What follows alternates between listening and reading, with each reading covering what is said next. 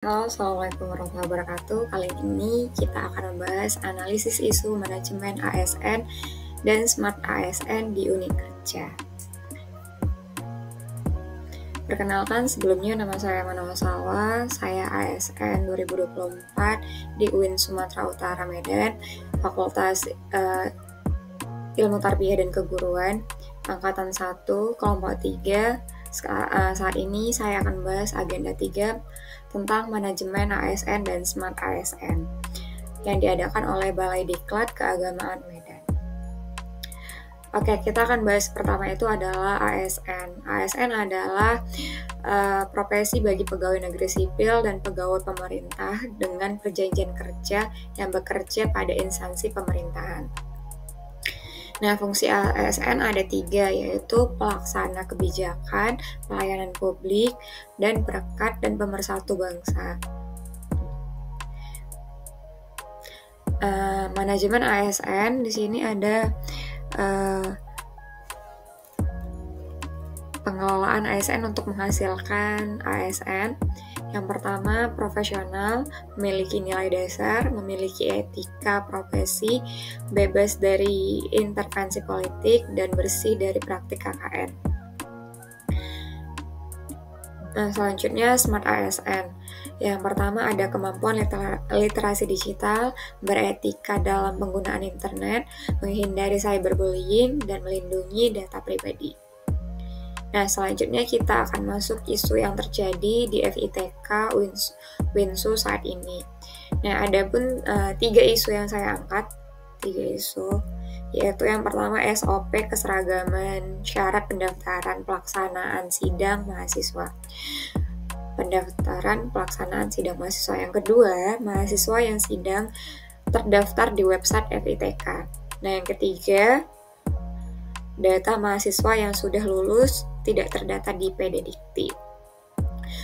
Nah, kita akan bahas lebih lanjut yaitu deskripsi isu. Nah, isu yang pertama yaitu SOP keseragaman syarat pendaftaran pelaksanaan sidang mahasiswa.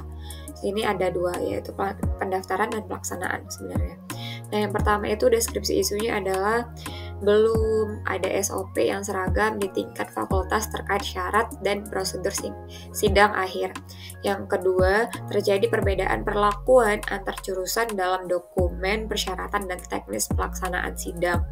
Yang ketiga, menghambat integrasi data ke sistem informasi akademis dan sistem PD Dikti. Nah, yang terakhir tidak sesuai dengan prinsip Smart ASN yang menuntut efisiensi, akuntabilitas, dan pelayanan berbasis digital.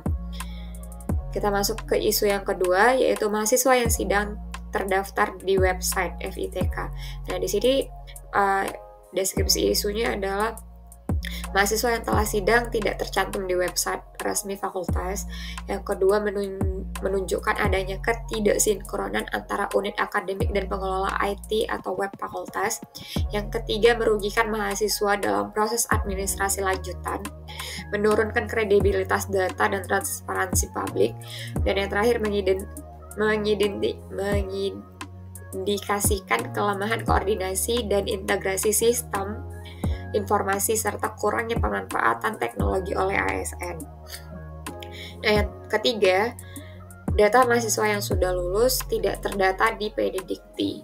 Yang pertama di sini deskripsi isunya, mahasiswa yang telah lulus tidak tercatat di sistem nasional PD Dikti, menghambat akses alumni terhadap beasiswa CPNS dan legalisasi akademik, disebabkan oleh proses pelaporan yang lambat, kesalahan input, dan error validasi.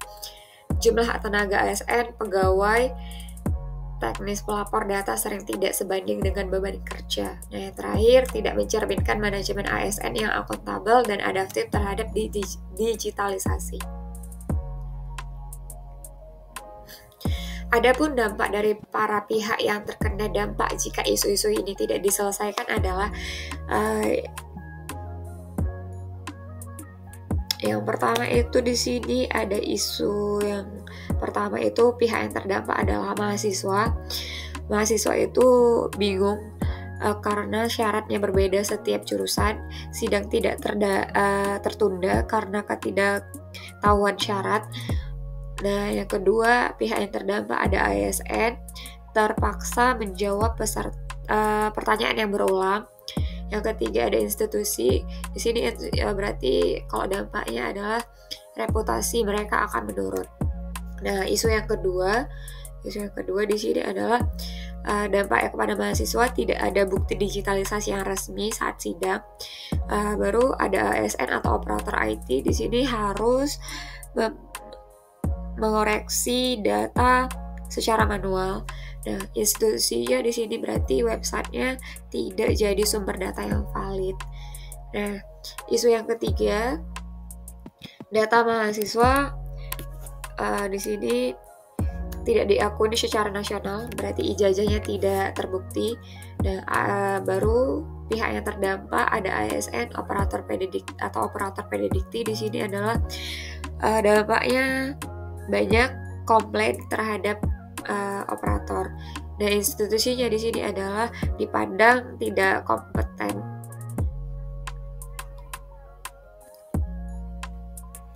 Nah, hubungan antara isu-isu tersebut dengan substansi manajemen pendidikan yaitu manajemen ASN dan smart ASN. Yang pertama kan isunya itu tidak ada SOP keseragaman mengenai pendaftaran dan pelaksanaan sidang mahasiswa. Nah, hubungan itu di sini ada 3, yaitu yang pertama manajemen ASN belum efisien dan profesional, yang kedua tidak akuntabel dan tidak konsisten, yang ketiga belum menerapkan smart ASN. Isu yang kedua, mahasiswa yang sudah sidang belum terdaftar di website Fakultas FITK. Yang pertama hubungannya adalah sama manajemen dan smart ASN. Pertama hubungannya tidak berorientasi perlayanan, rendahnya kompetensi digital, dan kurangnya kolaborasi antar unit kerja. Isu yang terakhir yaitu data mahasiswa lulus tidak terdata di pedidikti. Yang pertama kaitannya adalah manajemen data akademik tidak akurat dan tidak real time. Yang kedua, tidak adaptif dan tidak solutif. Yang ketiga, citra ASN dan institusi jadi negatif. Nah, di sini cara memilah dan memilih satu core isu yang menjadi urgensinya paling tinggi adalah yang pertama itu isunya saya inisialkan sebagai A, B, C, berarti B yang kedua, C yang ketiga. Di sini ada kita mengenai matriks penilaian kualitas isu berdasarkan analisis APKL. Nah, kita di sini menggunakan matriks APKL yaitu aktual, problematik, kelayakan, kehayalayakan, dan kelayakan. Nah, yang pertama itu berdasarkan isu yang pertama, untuk APKL-nya rentangnya dari 4, 3, 3, 3. Nah, di sini berarti kita itu urgensinya dari 1 sampai 5 gitu. Berarti skornya semakin tinggi, berarti urgensinya semakin diperlukan gitu. Prioritasnya semakin diperlukan. Nah, bagi isu yang kedua di sini APKL-nya 3, 3, 2, 4, totalnya 12. Nah, yang isu ketiga di 5, 5, 5, dan 4, total isunya jumlah isunya jadi 19. Nah, berdasarkan jumlahnya berarti kita mendapatkan prioritas yang pertama yaitu di isu yang ketiga, prioritas yang kedua ada di isu yang pertama, dan prioritas ketiga ada di isu kedua. Nah, di sini gimana aktual itu maksudnya adalah benar-benar terjadi dan sedang hangat dibicarakan di masyarakat. Yang kedua ada problematik yang memang permasalahannya kompleks yang perlu dicarikan solusinya. Kelayakannya adalah isu yang menyangkut hajat hidup orang banyak gitu. Yang keempat adalah kelayakan isu yang masuk akal dan realistis dimunculkan inisiatif pemecahan masalahnya. Nah, di sini kita lihat akar dari isu yang terpilih,